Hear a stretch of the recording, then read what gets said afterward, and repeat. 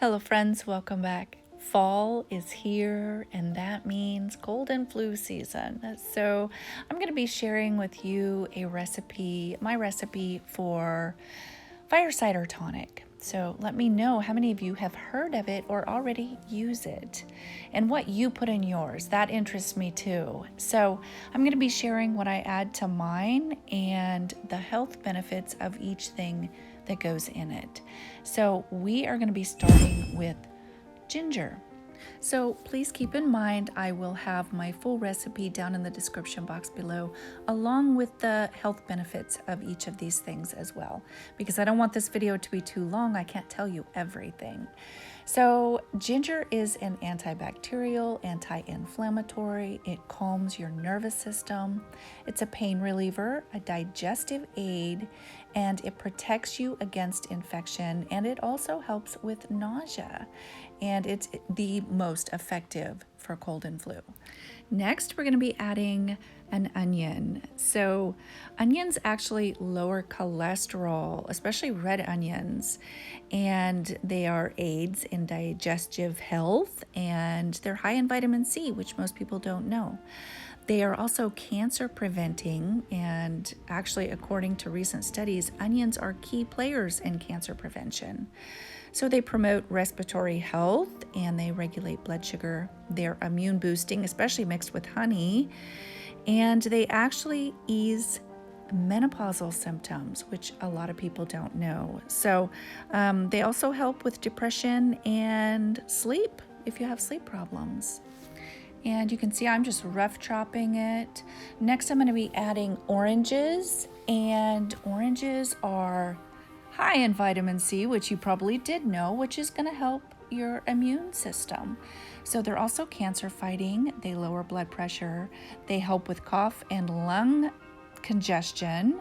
They aid in weight loss, improve joint health, and improve dental health even. So we're also going to add some jalapeños. A lot of people add cayenne, and I would suggest, do your research and what recipe fits you best, but this is what I'm adding to mine. So jalapeños are also immune boosting. They're high in vitamin A and vitamin C. They're anti-inflammatory, natural pain relievers. They fight cancer, they're heart healthy, and they enhance the nervous system. I'm also going to add some nasturtium. Nasturtium is also an immune booster. It's high in vitamin C and sulfur, and that reduces cold and flu symptoms. Sulfur helps detox, and it helps in treating allergy symptoms, cold and flu, sore throat, bronchitis, and other respiratory problems. So I'm also going to add some garlic. And I also want to mention again, I will have more of what these help with down in the description box. So garlic is antifungal, antiviral, anti-inflammatory, especially in the lungs. It aids in digestion, detoxifies heavy metals, so many great benefits.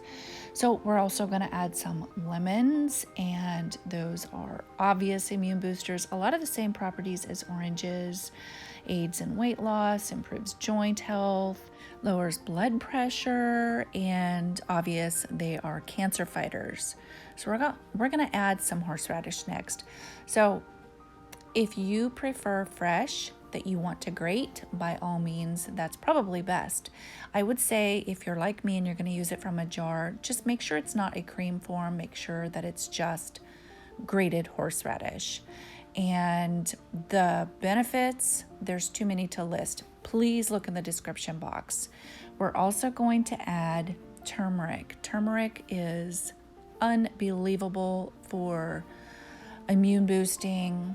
I'm going to add some thyme. Use what kind you like. I'm using lemon thyme, and I'm going to add some fresh rosemary as well. Everything that I'm adding has so many health benefits for fighting cold and flu or any sort of bacterial infection, just everything you want in a health tonic. This is what I'm putting in here. So the last thing we're going to add is an all-natural apple cider vinegar with the mother. You want to make sure that the mother is added. It's going to increase the immune boosting properties to your tonic. So you're just going to want to fill up your jar. If you need to add more to make sure everything is underneath that liquid, then by all means do that.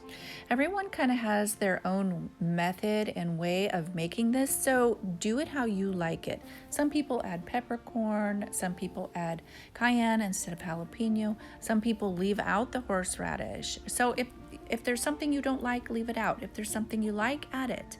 So I am adding a piece of parchment between the liquid and my lid because my lid is metal and the vinegar would be corrosive to it.